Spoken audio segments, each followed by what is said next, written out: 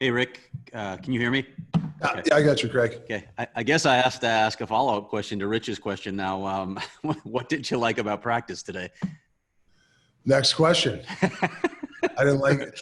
Hey, listen, I'm not going to divulge too much in it, but we just got to be ready tomorrow. Put it that way. Do you have any updates on Nick Schmaltz? I know we keep asking you this, but any updates on Oh, Nick no. Schmaltz or Antti Ranta?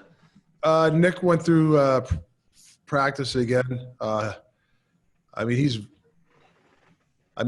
know if he'll play tomorrow or not. It's one of those things. Every day he feels better. He felt a little bit better today. If he comes up to me and feels better, he'll be in. If he doesn't, then he's out. So it's one of those things. And Rance practiced today with about a half hour and 40 minutes. So he's getting closer, Rance. Okay, so it'll still be Aiden Hill as the backup then? Yes. Okay. I know you weren't happy with the practice today, but overall, I guess, how are you feeling about your team's preparation for this series? Well, I just think, when you're going in a situation like this, that as an individual, you got to get yourself ready. Obviously the game plan is a team. You can rely on certain team stuff, but the maturity now is as an individual. How am I ready to play? How am I going to take the game plan into my game? There's just a lot of factors when it comes to yourself. Listen, there's no bigger team guy than myself, but I think right now we need individuals to be ready themselves. And that's going to be a big key tomorrow when you play a Colorado, a team like the Avs. Thanks, Rick. Yeah. Thanks, Rich. No problem. We'll go next to Matt Lehman with Arizona Sports. Go ahead, Matty. Rick, you said yesterday that the Avalanche are top 10 in a bunch of categories, but coincidentally, one of the ones that they're not top 10 in is both power play and penalty kill. So I'm wondering, in that context, if you think special teams will be a big deal in this series. Yeah, it'll be a big deal, but I watched the bubble games here. They're round robin, and their power play was pretty good. They zipped around. So power plays are they get hot, they get cold, they get hot, they get cold. But if you have that kind of talent, I don't think teams like the Avalanche get really cold very often for long stretches. You might go 0-4 sometimes. I get it, 0-5. But when you have that kind of talent and the way they zip it around, they're dangerous. We got to stay out of the box. We can't give them 6, 7, 8 power plays a game. Thanks. Go next to Todd Walsh with Fox Sports Arizona. Go ahead, Walshy.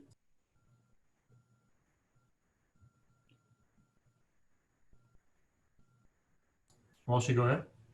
Sorry about that. Rick, if you go back to prior to the Nashville series, you were saying you wanted a little more offense, a little more than you saw in the regular season.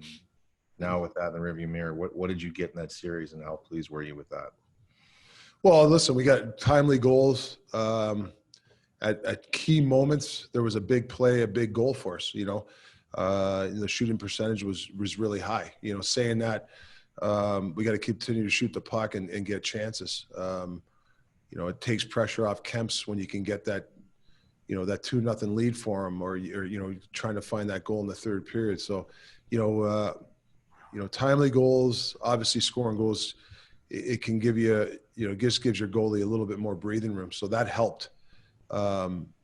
Saying that, we still got to make sure we shore up our defensive stuff. We can't be giving 50 shots up a game like we did the last 2 games. So there's a give and take in that. We just got to make sure that we balance it out. Thanks. Go next to Alex Kinkoff with Coyotes.com. Go ahead, Alex. Hey, Rick, you touched on this a little bit already, but the team had 16 players record a point in that Nashville series, and I think 11 different players score a goal. And I don't want you to have to go back and re-explain that series for me, but just overall, how important was that spread scoring, and how important is that, lines 1 through 4 production going to be here against Colorado? Yeah, it's going to be huge for us. We're not built for a 1 or 2 line team. We need it up through 121. We always talk about that, right? And like you said, that series, you could name a guy where, hey, it was whether a key goal or a key assist, whether it was the first line or the fourth line guy. We all have a memory of what the guy. Oh yeah, I remember that play. The guy did a great job here or there. So that balanced scoring is something that we thrive on, and it helps us in our game. And a quick follow-up, curious to see where you stand on this off time that the team has had in between series. I know it's 4 days. Was it too little, too much? Did the team get away from the game, like you said, relax their minds? Just that off time, the period in between series. Yeah, I usually when you like, I like to keep going, but for our team, we got some banged up guys. We need some guys to get some rest. So for us, we really needed the extra couple of days to get some healthy bodies. So that's really for us. That's something that. But if we were healthy, I'd like to get right back into it. But because we got a few issues here that we need some rest here. Great, thanks, Rick. Go next to Richie Flores with Fox 910. Go ahead, Richie. Hey, Rick, how important do you feel like that first period is going to be tomorrow, considering how important getting that first period lead was against Nashville? Well, yeah, it's to me, it's been 2 periods in a row. The first period in game 3 and 4 we're at our best in the sense that a lot of shots we were just not ready. We were ready, but I don't think we were attacking at the start. We kind of wanted to see what the other team was going to do first, and we can't be like that, especially against Colorado. We know they're going to come out strong, so we have to definitely meet pressure with pressure. So, I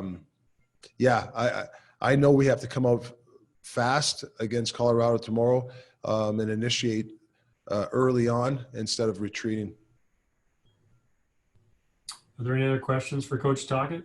I see Craig Morgan, your hand's up. Sorry, I just left my hand up. No problem. My bad. No problem. We got Jack Williams with the Arizona Republic. Go ahead, Jack. Hey, Rick. So I know you probably don't want to keep on talking about this with the practice a little more, but I guess in that time period you have between practice and going into the game, what are you expecting from your players to do in that time in order to be ready? Professionalism, be professional. You got to – we're not asking long practices, but you got to be professional out there. You got to be businesslike. You have to balance. Listen, you have to have balance, relax, and have fun, but with also a little bit of seriousness. And when you get to this playoffs, it gets. I'm not saying the play-in wasn't serious, but this is the real thing now, and it's going to get really hard, and you got to make sure you're focused and dialed in, even if it's for a 30-minute practice. You got to be ready to go. Is there a little more, I guess? Is there a little more, I guess, feeling of pressure, I guess, coming into this series than there was, I guess, coming against Nashville?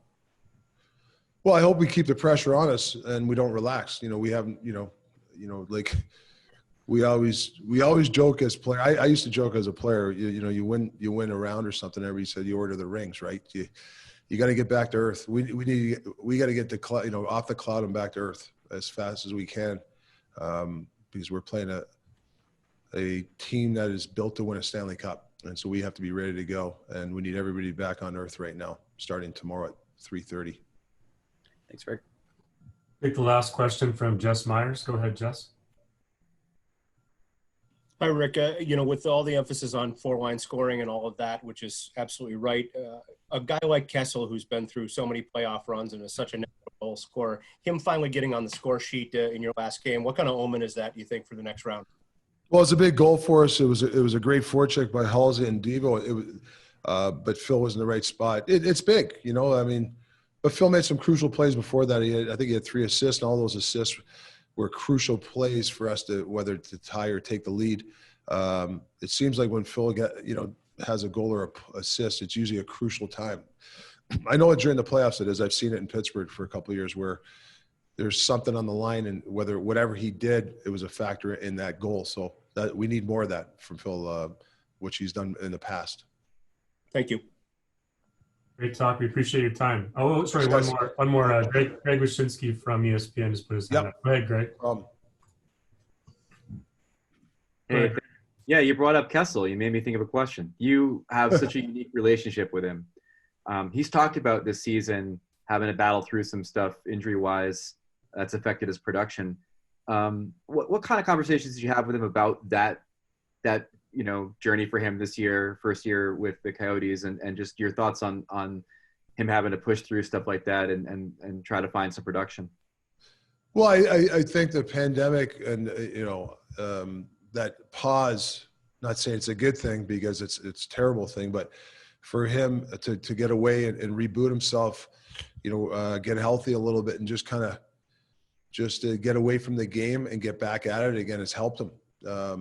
He'll tell you there's, he wishes he played better in some parts of the season, which we expect him to. But like I said, he was banged up.